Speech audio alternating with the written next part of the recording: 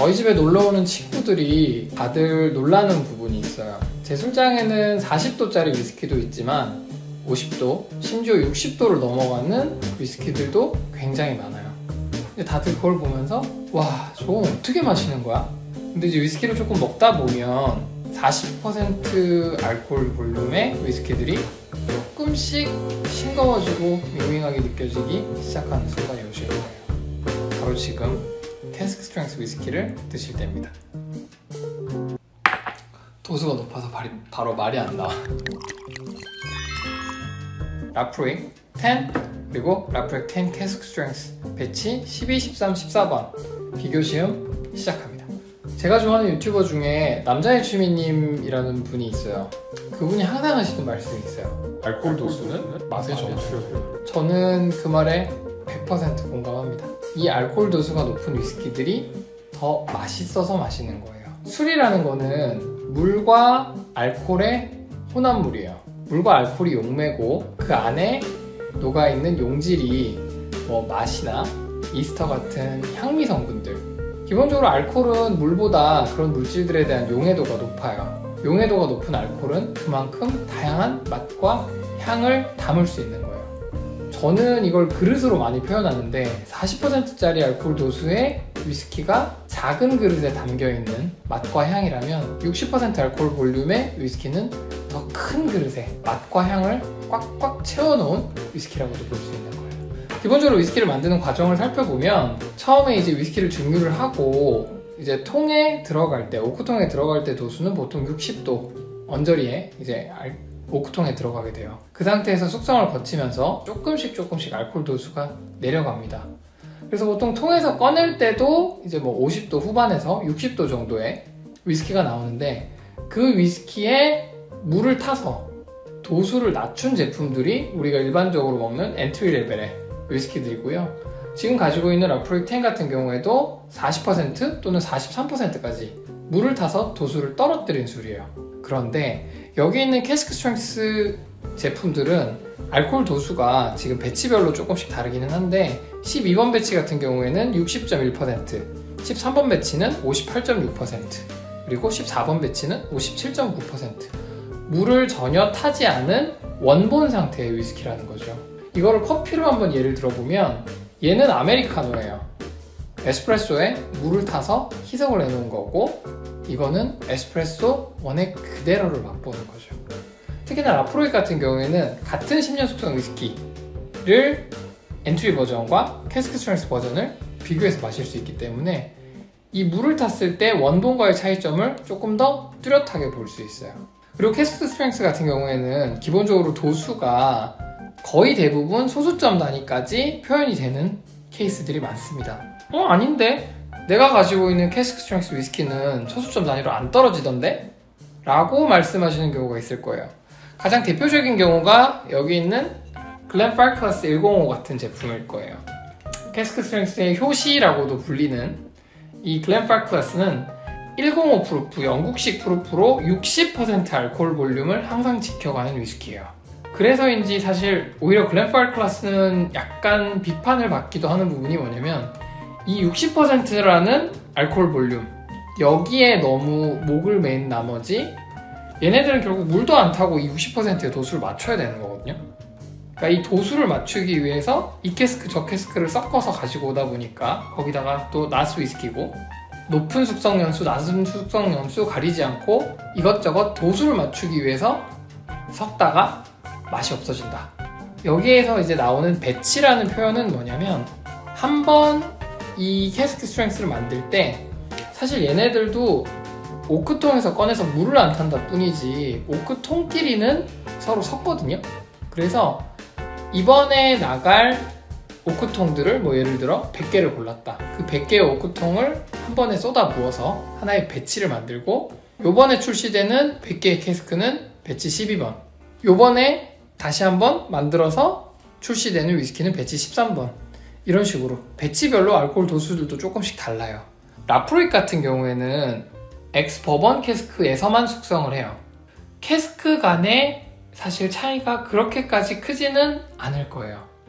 그런데 뭐 예를 들어 글렌알라키 같은 경우에는 뭐 이번 배치는 페드로 히메네즈 쉐리 캐스크를 많이 썼다, 뭐 다음 거에는 여기다가 무슨 피노 캐스크를 같이 넣었다 하는 식으로, 특히 쉐리 캐스크를 쓰는 경우에는 각 배치별로 맛의 차이가 좀 있기는 한 편인데, 버번 캐스크를 쓰는 피트 위스키에서 캐스크 간의 차이가 얼마나 날지 그것도 한번 비교 시음을 해서 차이를 살펴볼 거고요.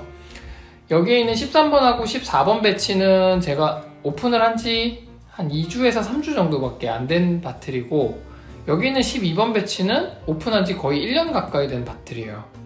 그래서 이 피트 위스키들이 에어링에 따라서 맛이 얼마나 바뀌는지도 어렴풋이 한번 비교를 해볼 수 있을 거예요. 일단 따라놓고 한번 맛을 보겠습니다.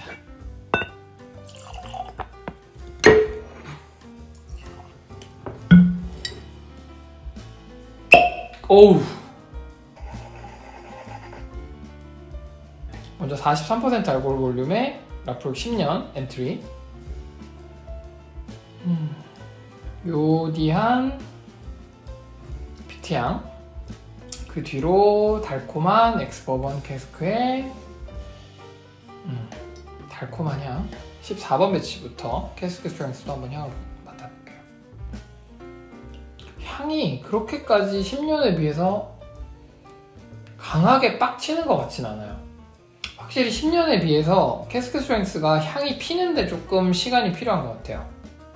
결은 같은데 볼륨 자체가 세다고는 할 수는 없을 것 같아요. 도수가 높다고 해서 그 향이 아주 뭐 발향이 잘 된다거나 하는 느낌은 아니고, 도수 차이에 비해서 향의 차이가 그렇게까지 큰지는 잘 모르겠어요.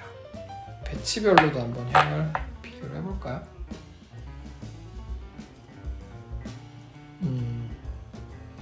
향에서는 13번 배치와 14번 배치의 차이를 거의 못 느끼겠어요. 에어링이 좀 많이 돼 있는 12번 배치도 한번 맡아볼까요?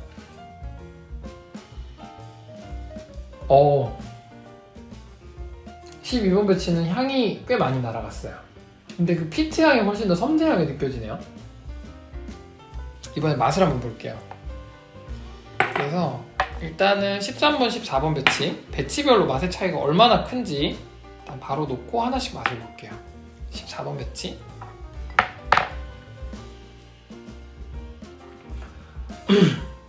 거의 60도에 가까운 위스키인 만큼 일단 알코올이 치는 그 매운맛도 꽤 있고요.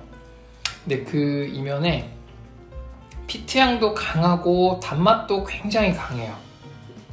뒤로 희미하게 약간 스파이시함도 살짝 느껴지고요. 일단 바디감 자체가 굉장히 두꺼운 느낌이에요. 입안에서. 두 배치에 얼마나 차이가 있는지 한번 마셔볼게요.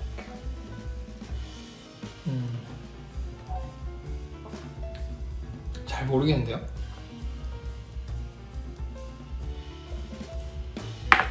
도수가 높아서 바로 말이 안 나와.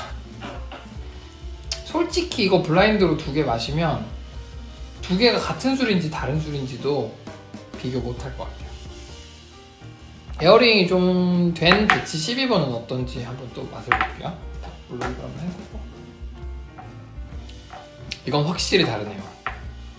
이게 에어링의 영향인지 배치의 차이인지는 정확히는 모르겠는데, 앞선 두 위스키들이 되게 맵고 강력한 펀치감을 먼저 입에 탁 주고 쓴맛과 매운맛이 되게 강했다면, 이건 에어링이 되면서 그런 건지는 모르겠는데 쓰고 매운맛이 굉장히 적어지면서 단맛이 엄청나게 도드라져요. 단맛이 도드라지니까 그 피트 위스키에서 느껴지는 그 고소함도 훨씬 더 잘 살아나고요. 에어링이 된 게 훨씬 더 맛있는데요. 보통은 우리가 쉐리 위스키를 마실 때는 에어링의 영향을 굉장히 크게 생각하기는 하는데, 피트 같은 경우에는 보통 에어링이 되면 오히려 향이 많이 빠진다라고 생각을 하기도 하거든요. 근데 라프로익 10 캐스크 스트렝스 같은 경우에는 저는 평소에 항상 그 강한 피트와 그걸 받쳐주는 강한 단맛의 밸런스가 되게 좋은 위스키라고 생각을 했는데, 여기서는 그 단맛이 조금 더 도드라지는 느낌? 저는 이 앞에 두 개에 비해서 조금 더 먹기가 편하고 맛있다? 캐스크 스트렝스를 먹어봤으니까 이제 다시 물탄 또 43도짜리 엔트리.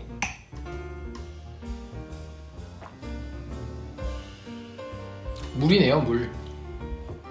피트는 있는지도 사실 모르겠는 느낌으로 많이 줄어들고 단맛밖에 안 느껴져요.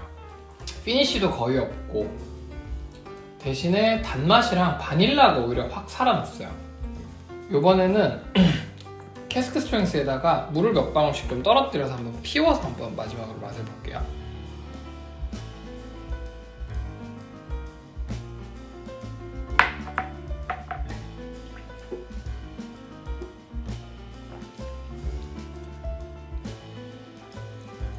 확실히 캐스크 스트렝스 위스키는 물을 몇 방울 탔을 때 효과가 정말 드라마틱해요. 사실 아까는 제가 이걸 먹고 말이 잘 안 나왔거든요. 그 알코올 도수와 타격감 때문에. 근데 물 정말 그 몇 방울 떨어뜨렸다고 술이 이렇게 풀려서 물을 좀 탔더니 매운맛에 가려서 안 느껴지던 희미한 시트러스한 캐릭터들, 그리고 약간 과일향 같은 캐릭터들이 확 도드라지게 올라와요. 배치별 차이도 이제 조금 더 느껴지는지 한번 살펴볼게요. 다른 고수분들은 어떻게 느끼실지 모르겠지만 제 입장에서는 배치 12, 13번 갓 오픈한 비슷한 컨디션의 두 개의 배치, 물을 타도 구분 못한다에 한 표를 던지겠습니다. 거의 차이가 없어요. 사실 제가 라프로이그를 너무 좋아해서 나올 때마다 배치별로 다 샀거든요. 11번 배치부터 사실 구매를 했는데 11번 배치는 이제 다 먹어서 없고, 이렇게까지 제가 한 번에 놓고 비교심을 해본 적이 없기는 한데 라프로이그 같은 경우에 굳이 10 캐스크 스트렝스를 배치별로 다 따라서 사야 되나?